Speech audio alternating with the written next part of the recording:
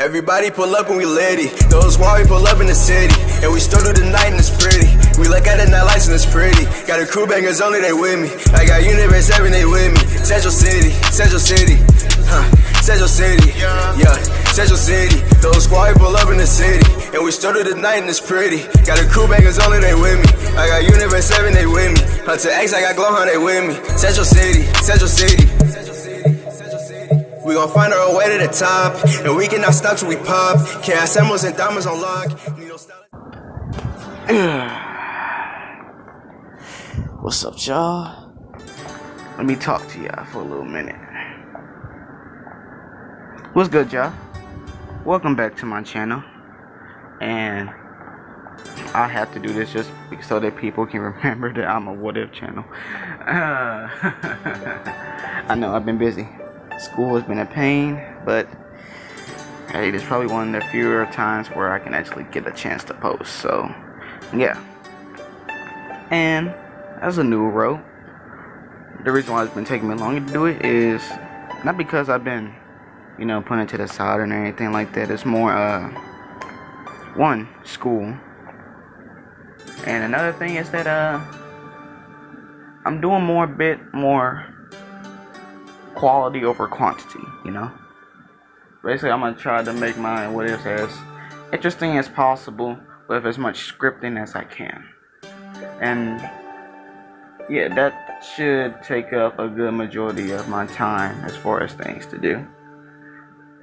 And another goal is for myself is to get to 2K before the year 2022. So hey, I gave myself a challenge. I'm gonna give y'all a challenge. So anyway, I rambled on long enough, and let's get into the video. And this video is gonna be what if Deku had SIVA.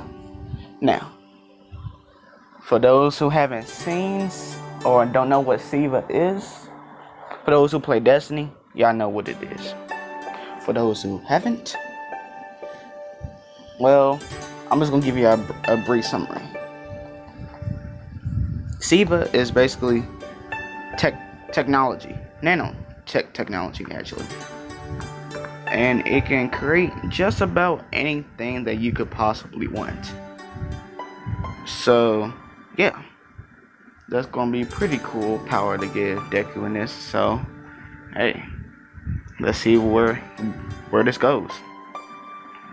And so yeah, let's actually get on to the story actually. So, it's been a very chill day, everyone having fun and everything. And, Deku, he was coming back home from a friend's house after doing some shopping. And he's been staying at a friend's house since his father is still working on a project with a friend from the United States. So in this one, Deku is going to be part American and part Japanese. So Deku's father, Dr. Hisashi Midoriya, is a scientist, and where he was working on something. He was working on a more advanced version of technology. Something greater, something more stronger, powerful, faster, something that can, well, his end goal was to help quirkless people. So it doesn't feel like, they can't do anything. And not a lot of people knew this outside of the United States, but Hisashi didn't know this. And he was working on this with a friend, or with his friend from the United States, David Shield.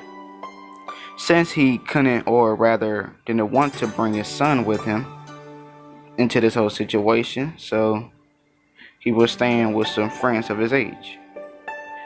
Even though, Deku was around, let's say the same age as Canon, 14 to 15.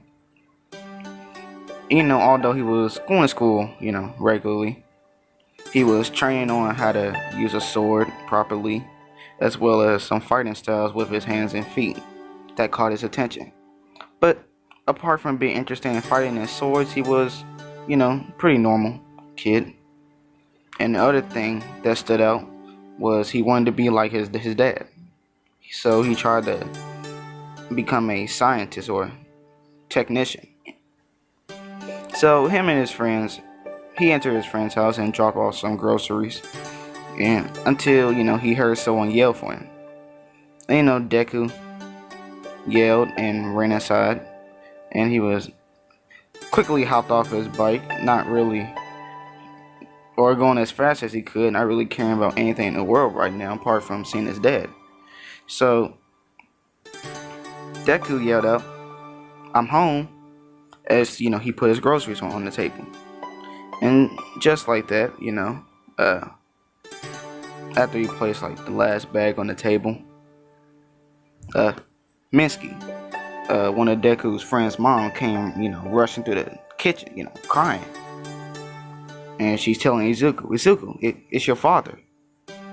He was supposed to come back today to surprise you, but his private plane got attacked while he was on it, and he's in the hospital not far from here. And Deku's heart just kind of dropped for a second, as he slowly felt tears started to form in his eyes. He kind of stood there in shock and horror. Why would someone attack his father? He wouldn't hurt anyone.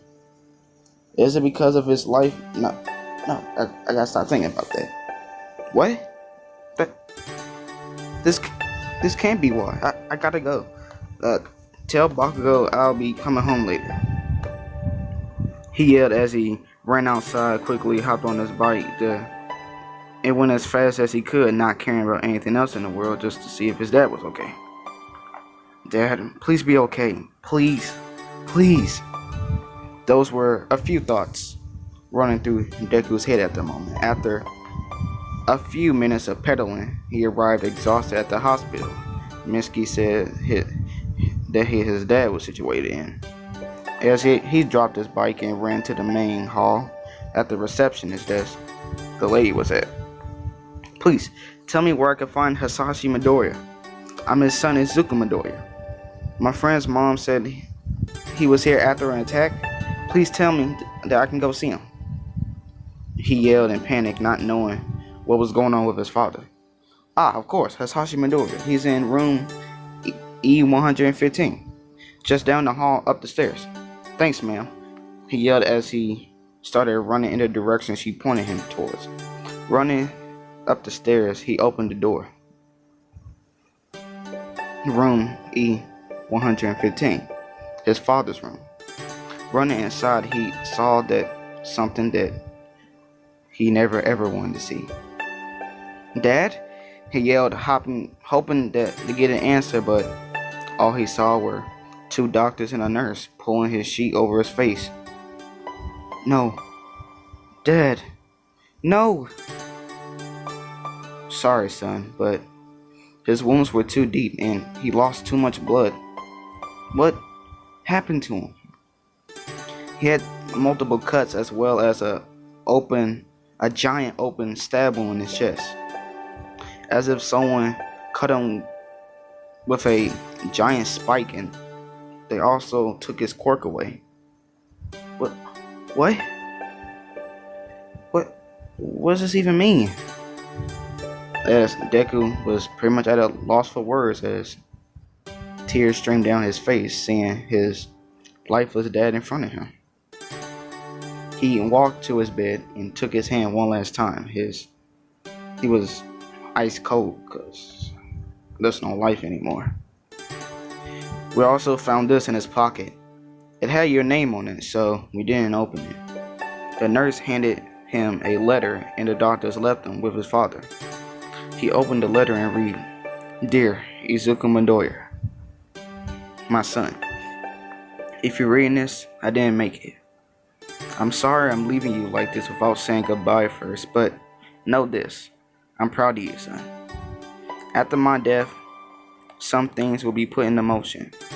Please make your way to Japan and make sure you find the person responsible for this mess. You already been entered for UA. Go home and open the safe in my lab. It will help you. The code for the safe is 1284. Avengers, my son. I love you and I will always be looking over you from above." Deku just cried his eyes out. It was rare for Deku to cry. He was normally a cheerful child, you know? Nothing could ever really get him down like this. But he couldn't help himself. The person that watched him grow for 15 years, who he admired, who he loved, is dead. He turned around and made his way back home. After arriving at his house, he went, after telling Minsky that he'll be going to Japan, he went to his dad's lab and opened the safe. Inside of it was a sword and a note next to the glove. Sword. Sorry, I was looking at a glove in my room.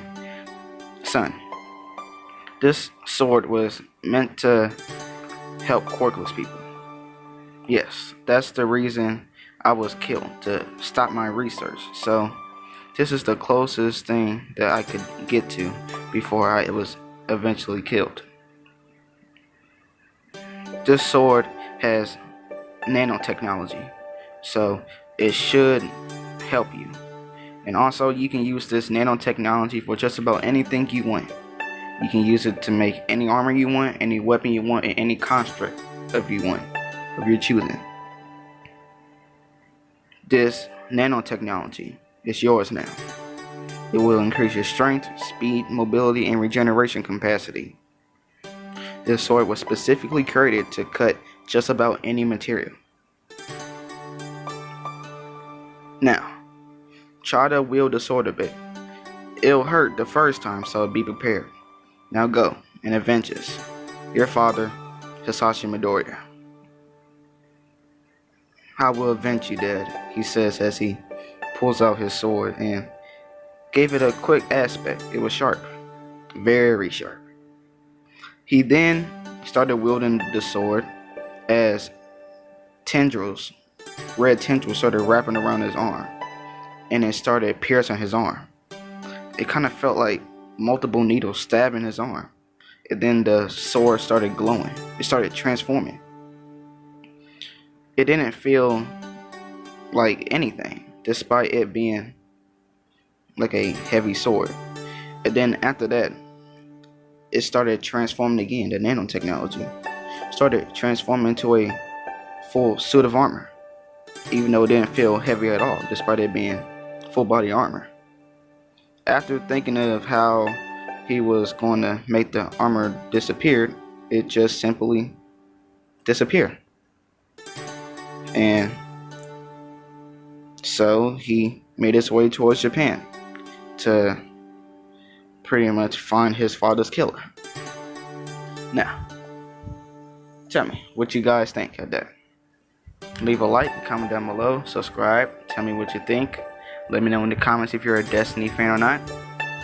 And yeah, with that being said, I'm out. Peace. Oh god, yo, this couldn't be hotter. Don't hate, yo, you really don't gotta. One bar and a minute on the drummer. Punchlines hit it like Saitama. You're a titan, I wonder who's next. Slicing your lip like I did to the rest. Top of the team in this college of men. You really want it, then prepare to get bent. You're the Uchiha, I am the Tachi. Only another shaman got to stop me. I'm the original, you were a copy. Shadow clone jutsu, but yours looking floppy. Japanese could use a little bit of practice. Watch one show, but I couldn't quite crack it. Full metal looking pretty fucking savage. And if you disagree, catch this full metal jacket. All talk, but that's really okay though. Wanna settle it, let's hop on and say, oh, Ty Lee got me acting so loco, but I'm Iroh, wanna spit